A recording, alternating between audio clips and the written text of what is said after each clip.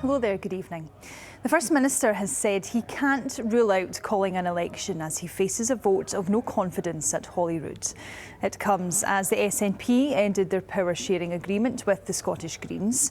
Humza Yousaf has now written to all opposition parties asking to find common ground as he attempts to run a minority government. Maura Kinnebra has this report. Well, elsewhere, Conservative MP and former UK Government Minister Dan Poulter has defected. British troops could be deployed to Gaza to help deliver humanitarian aid. The BBC understands soldiers may be brought in to drive lorries across floating causeways on a new sea route. Here's the BBC's diplomatic correspondent, James Landale.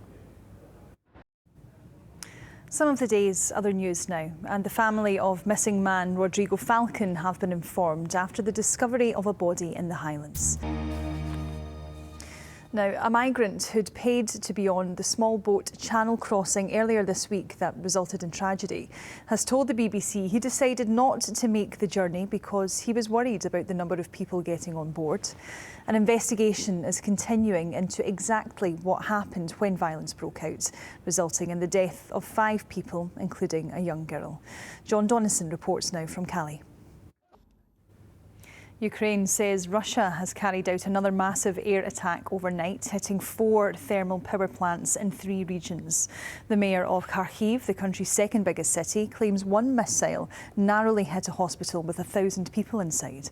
The BBC's Ukraine correspondent James Waterhouse is in southern Ukraine. Well, over to sport news now, and there were 4 games in the Scottish Premiership. And if you're hanging around for those results or for Sports Scene, which is on a bit later, it's time for you to go and make a cup of tea. Well, Rangers are headed to the Women's Scottish Cup final after putting holders Celtic out of the tomorrow. And Ireland narrowly defeated Scotland 15-12 in the Women's Six Nations this afternoon.